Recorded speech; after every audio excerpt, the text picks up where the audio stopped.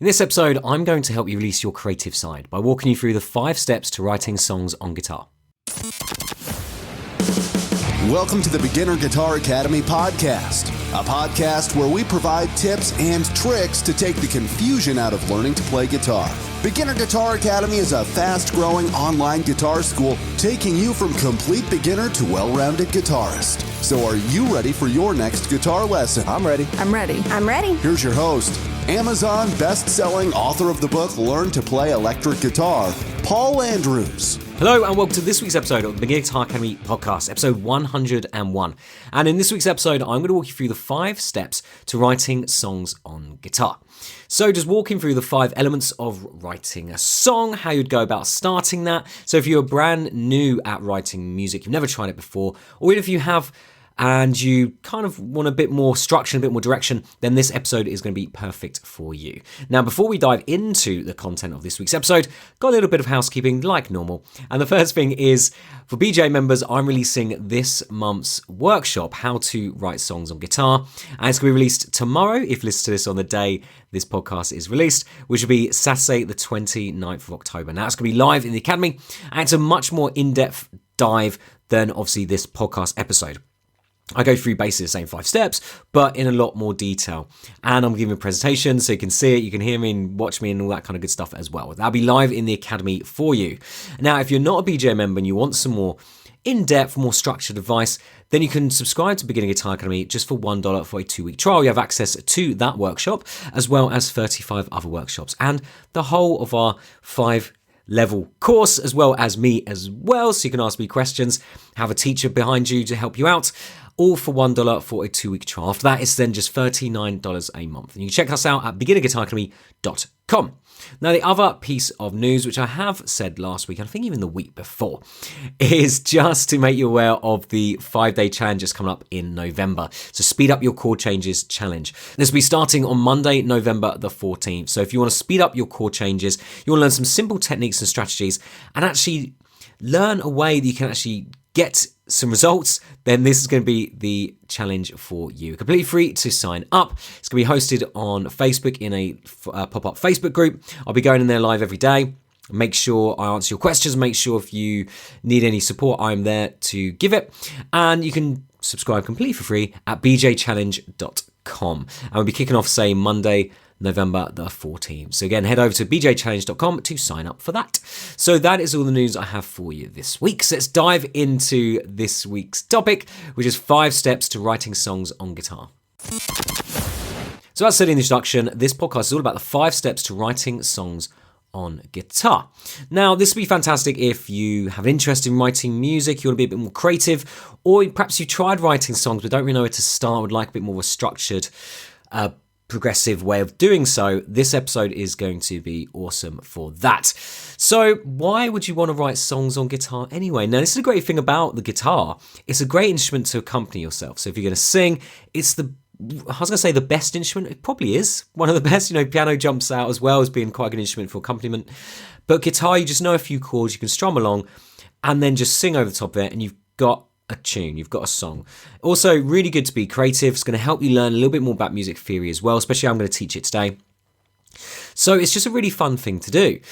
But how do you start? And there's a few different ways we can start with writing a song, or the different components I should start with of writing a song. And that is the harmony. So what I mean by that is the chords you're going to use to play over, the melodies, so the tune you're going to sing, the rhythm, so you're actually going to play the chords and then sing that tune, the lyrics, obviously the words you're going to put to that tune, and then the overall structure, how you actually then put an intro, a verse, a chorus, what a bridge is, what a pre-chorus is, an outro, what those sections actually in a song are, and where they should go in a song. We're going to talk about that as well.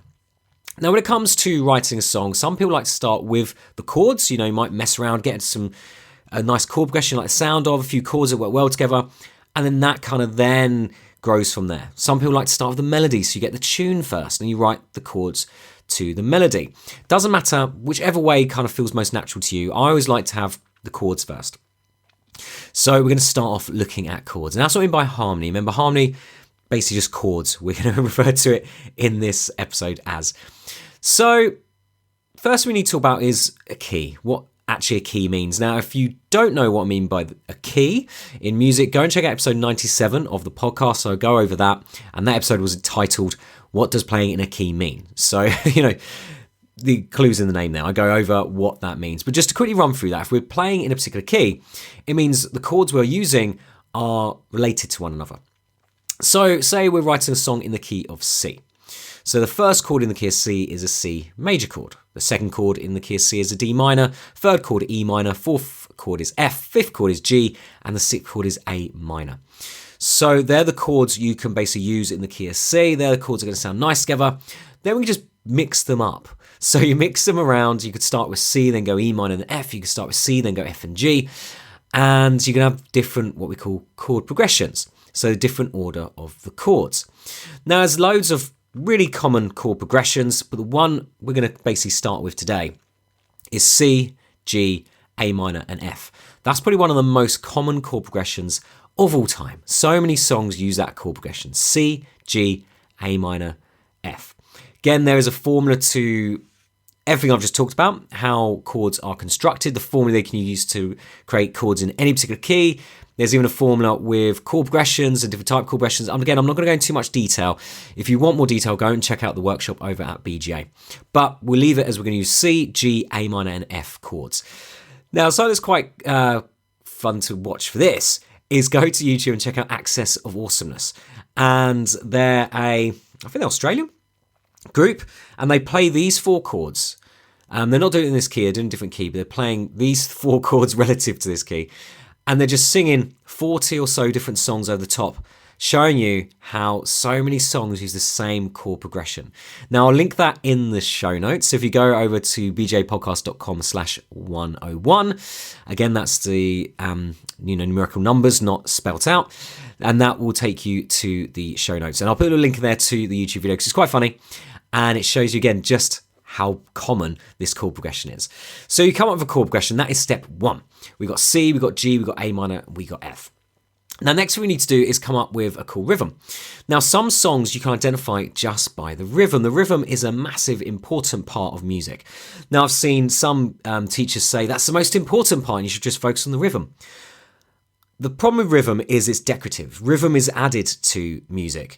You've got to have something underneath it. Unless, obviously, you're thinking kind of tribal music that starts with drums, chanting, clapping, stamping feet. That's a rhythmic style.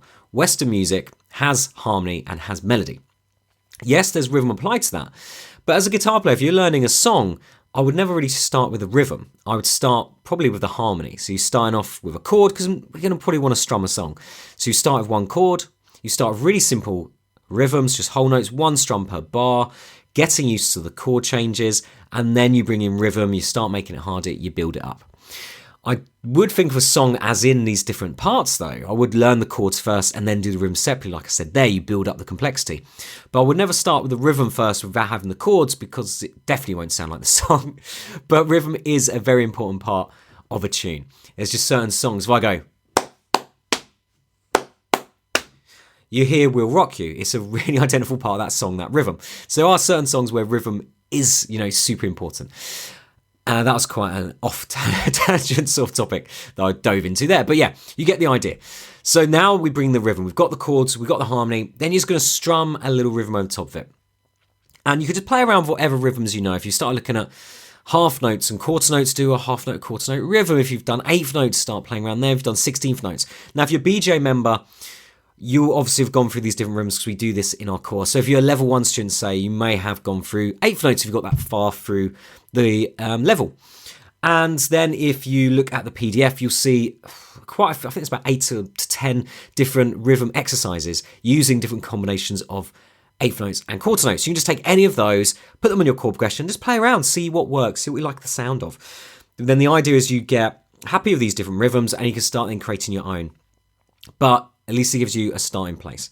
So now we've got the harmony. That was step 1. Step 2, we've got a cool rhythm. Step 3 is now we want to start thinking about a tune over that. So we're going to start humming over the top of it. Maybe just get some nonsense kind of lyrics or some words, just so you can have something to sing the melody around. And then you just try and come up with a tune.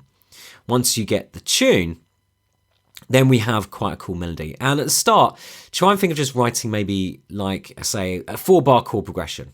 Get a rhythm. Number 3, get a melody. Hum it over the top, try and get a little tune. Next we want to do, step number 4, is create or write some lyrics. So now, when we talk about lyrics, we're talking about now creating a story. So that's what you're doing. You're basically telling a story in your song. And the verse is where you are fleshing out that story. And when you get to the chorus of the song, that's where you encapsulate that story in shorter. So you may only have a few different words, but it's that bang. It's kind of climax of the song, the chorus, a bit where everyone sings along. So that's the way to think about writing lyrics. You just tell a story. So think about anything you want to talk about. It could be an experience you've had in your life. It could be happy, could be sad, could be about a particular person, could be completely made up about a scenario which perhaps you'd like to happen or you hope doesn't happen. Something like that. So you need to tell a story, fleshing it out in the verse, the story unfolds, then the chorus, bang, it all comes together. That's a really good way to think about writing lyrics. So that's the first 4 steps. And then we get to step number 5, song structure. So how we then put our song together. So let's talk about different sections of a song. So intro. Now, kind of self-explanatory. That's the introduction. That's the way the song starts. Quite often that would be instrumental. So you'd just be playing maybe the main chord progression. You'd be looping it around, maybe a couple of times, just to kind of bring the listener into the tune. And then we'd probably move to the verse. And the verse is section that tells a story. It's where the thoughts and the ideas of the song start to develop. And you can use the same melody. Verses normally do that, but the lyrics normally change. Again, you can have different melody, you can have different changes, but normally the melody will be the same for the verses, but the lyrics will normally change. Then it comes to the chorus, which is the foundational element of the song, the bit where it kind of climaxes, and that quite often just repeats. The melody and the lyrics will just be the same. Because that's a bit everyone sings along to, so it's normally the same. Not always, but again, normally. Again, I keep saying not always because, again, rules will be broken. You'll hear some songs that totally flip around the kind of standardized way of writing a song, intro, verse, chorus kind of format, because that's how art's created. You take out the rule book and you create your own rule book. That's how different genres are created and, stuff like that. But that's normally how you'd see it. And then the other part we need to talk about is a bridge or middle A. And this section typically employs a different melody. The lyrics might contrast the rest of the song, and it kind of bridges you between the different sections. So they're kind of the main parts. We could say about outro as well, how the songs end. Quite often a song will just maybe loop the chorus to end, or it might have a different type of outro that maybe even is different to the song. So I jumped to my head then when I was just talking about it. So Boulevard Broken Dreams by Green Day. The outro to that song has this more heavier, darker riff than the rest of the song. And so again, this isn't set in stone. You don't have to finish with a chorus. You can finish with a little riff. You can finish with something that contrasts the song completely.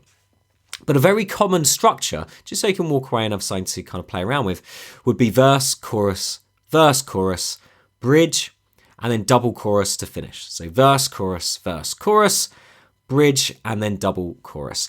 So hopefully this just gives you, again, a few ideas, somewhere to start with writing your song. So let's just recap the 5 steps. So we began with the harmony. Again, you don't have to. A lot of people like to start a melody. I had a student just the other day tell me she written a song. She had the melody and she wanted help putting the chords to that melody. Again, some people like to do that. A good way of doing that, or reason for doing that, is because then you don't get, what's the words? I was going to say cornered or kind of pushed along with the chords. It's a little bit more free flowing when you come up with the melody. You're not kind of bound by the chords. So that can be a useful reason for starting with the melody. You don't feel so stuck in a box because the chords kind of have notes in them, so you quite like to sing those notes. When you don't have the chords, obviously, you can just sing what you like. But we're going to start with the harmony. So you've got your chords, you've got a little chord progression. We said then C, G, A minor, F, just to give you something to start with, but you can use any chords. If we're in the key of C, that'd be C, D minor, E minor, F, G, and A minor. Second step is to come up with a rhythm, just play around, just strum around, so you can come up with a cool rhythm, something that hooks your ear, something that sounds pretty cool. Step number 3 is then to come up with a melody, grab, some nonsense words and just try to sing over the top of it. The goal here is to come up with a tune, something you can hum. That's when a song becomes sticky, when you can hum it, when it stays in your head, and we've all been through this, where you find yourself just singing the same part of the song throughout the rest of the day. That's when you know that song's got a really good hook. When it's hooked you, it's staying in your ear, that's kind of what you're after with a melody. Something you can remember. The next step number lost a number. Step number 4 is then to come up with some lyrics. Now we're starting to think about the story we want to tell. We're fleshing out that story in the verses, and then we have that big bang where it all comes together in the chorus, that sing-along where it kind of brings all the ideas together, encapsulating the theme of the whole song. And then the next step number 5, is then to structure your song. So put it into an intro, verse, chorus, a bridge kind of format. And the format I said then, very, very common, is verse, chorus, bridge, and then double chorus to finish. And there we go, guys. Walking through those 5 different steps will enable you to write your first song. Now, be aware, when you're writing music, you'll probably think it all sounds rubbish to start with, especially if you're just starting out, because it takes a while to get used to this. It's like any kind of skill. It takes a while to develop. It takes a while to get used to it. I remember reading a quote by Noel Gallagher, who said he wrote hundreds of songs before he started actually creating, the songs we know of Noel Gallagher and Oasis. So be patient, take your time. It's a craft like anything else. It takes a while to get there, but you've got to start somewhere. So just start. Bear in mind that you're not going to be happy with the results to begin with, but just keep on going. And a good rule I like is the rule of 100. Do something 100 times. Give yourself that goal before you quit. I've just reached my rule of 100 by last week doing 100 episodes of the podcast. I'm going to be doing 100 videos not every day. 100 videos, 100 days of one video a day. 100 videos in a day. Oh, that would be a challenge.